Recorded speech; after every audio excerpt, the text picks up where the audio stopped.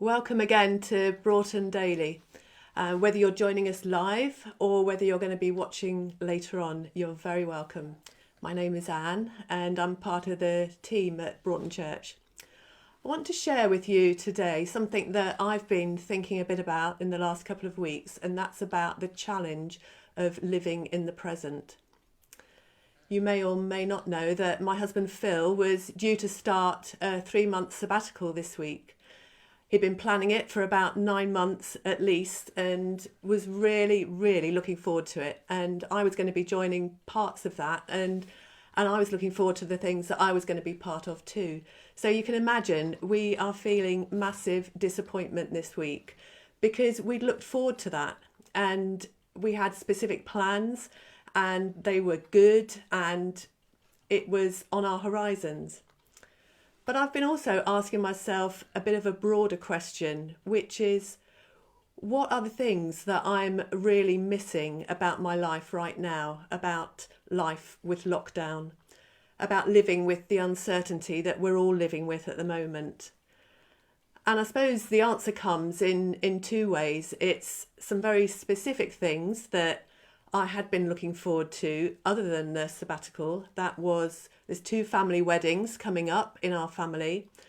There's a new grandchild on the way, and I was really looking forward to being part of that and helping my daughter and just that first visit to see that new baby. But in a broader sense, there are the more regular things that have always been part of my life that I'm missing right now, and that's being able to see family, being able to give people a hug, being able to go out for coffee and a cake when I feel like I need cheering up, being able to go to the cinema whenever I want to, being able to meet up with friends, being able to cook for friends, being able to go out for a meal. Suddenly, none of those things are an option, are they? They've all been shut off from us. So what do I do when I'm having a low day? What do I look forward to? What can I do that's going to lift my spirits? Because I began to realise that in the past I was very dependent on certain things cheering me up. I might say to Phil, "Oh, come on, let's go out to our favourite cafe. Let's go out for a coffee and a cake. Let's go out for an Indian meal, or let's plan our next holiday." And I'm sure we all do the equivalent things when life feels a bit tough. We want something to look forward to in the future, something to focus on, something to pin our sights on, something that we know will be good and is going to lift us. So when we haven't got those normal means of escape, what we might call entertainment or pleasure, when they're shut off to us, what do we do? And we're so used to, aren't we, avoiding painful feelings. We'd do anything to avoid thinking about how we really are feeling. It's much easier to go and do something that will just distract you or lift your mood rather than focus on what the real feeling is of loss or disappointment, because they're uncomfortable feelings. And we don't just want to block out the uncomfortable feelings that might be left by something that happened yesterday or further away or something way in the past. But we often don't want to think about the future because the future has anxieties and fears attached to it. And so we will do things to block out thinking about the future as well. But we also find it very difficult to just live in the present. And all of those distractions are ways of not actually living in the present. But that is where Jesus invites us to live. And that's what I want us to think about a bit right now. Because actually we can only really truly live in the present. We might think we can live in the future. We might think we can live in the past. But the past has happened. The future hasn't yet happened. But the present is now. And that's where Jesus calls us to live. I'm going to read you some verses from Matthew's Gospel. That's the beginning of the New Testament. And I'm going to read them from a slightly different version. It's called the Message version. This is what it says. Give your entire attention to what God is doing right now. And don't get worked up about what may or may not happen tomorrow. God will help you deal with whatever hard things come up when the time comes.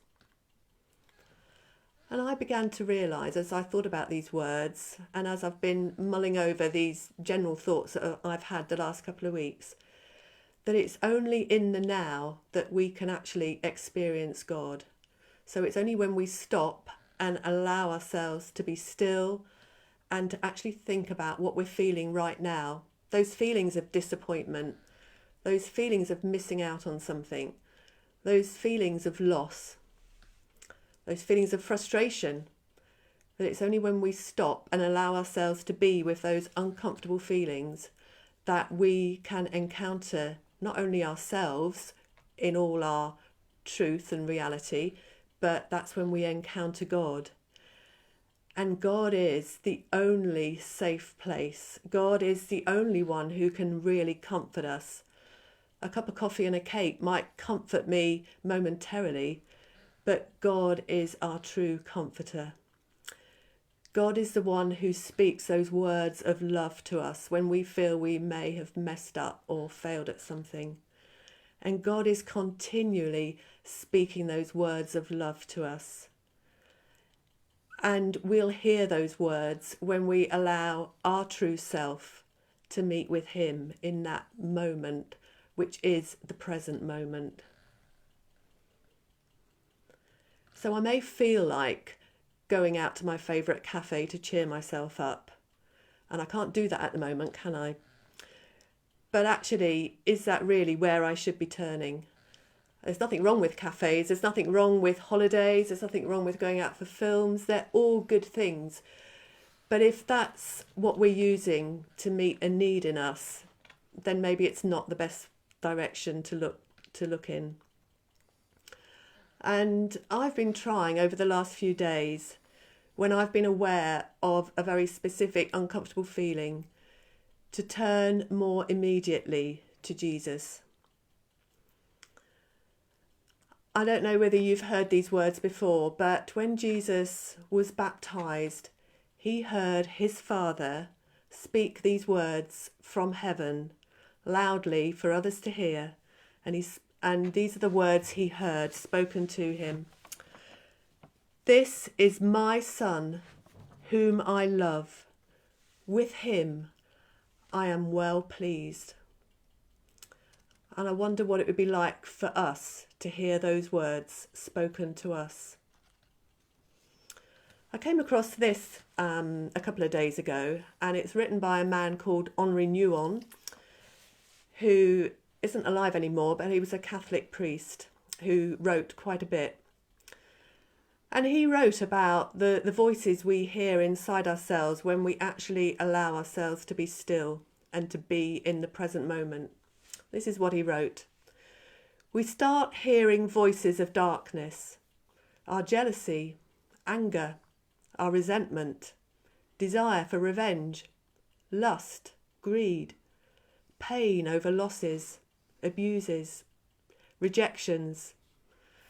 These voices can be noisy. They might even deafen us.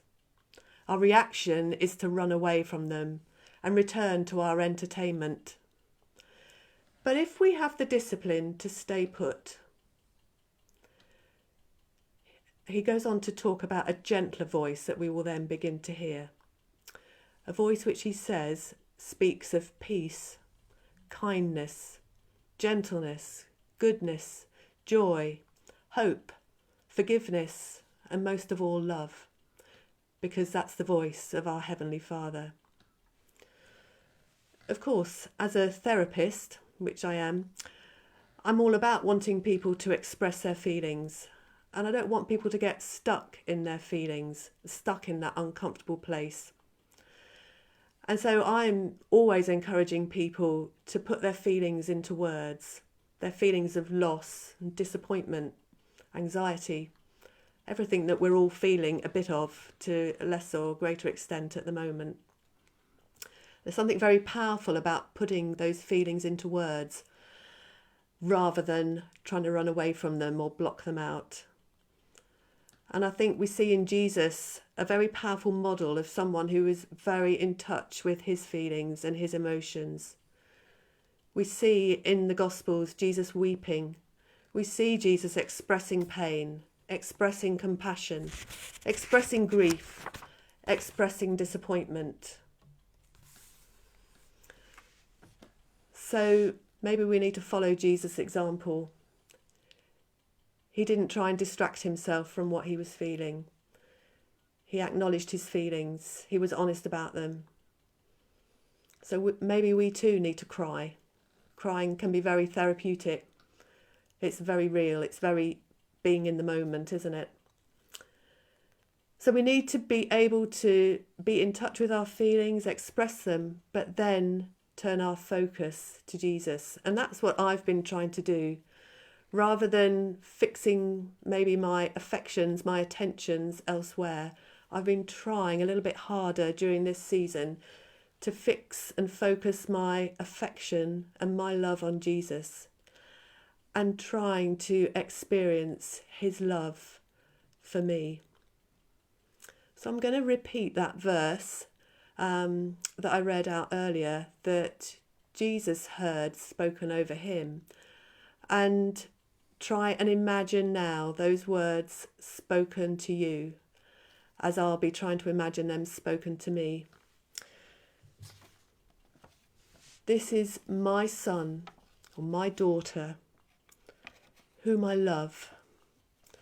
With him or her, I am well pleased. Because those words were spoken to Jesus, and I believe God is still speaking them over the centuries to each one of us. He wants us to know how loved we are by him. He wants us to know that whatever we feel like, he is pleased with us.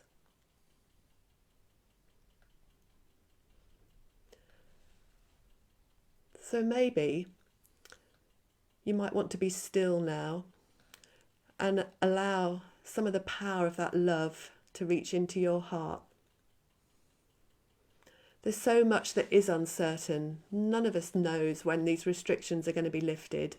None of us knows whether life will ever feel quite the same again. But we do know some things that are very certain and will be forever. And that is God's love for us that never fails. And in the Bible, we will find every emotion that we ever feel, we will find it there, especially in the Psalms. We will find words that we can immediately identify with, words that resonate with how we're feeling. So take a look. I'm going to end now with some words from the Old Testament, the first part of the Bible, from a book called Numbers. It's a prayer of blessing. And I believe that these words of blessing come straight from God's heart and speak of his love for us. It's what he wants for each one of us. So let's allow these words of blessing to be blessing for us, and let's receive them as God's words for us and his words for all of those we love too. So you may want to just put out your hands as a way of showing that you want to receive these words from God as I read them to you. The Lord bless you and keep you. The Lord make his face shine upon you and be gracious to you. The Lord turn his face towards you and give you peace. And we can only receive those things when we are still in the moment. We can't receive them in the past. We can't receive them in the future. We can only receive them now. Amen.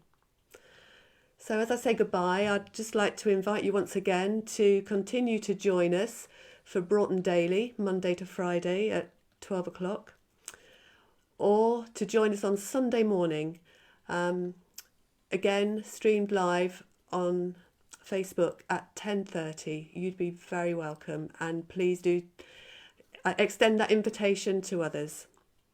Goodbye.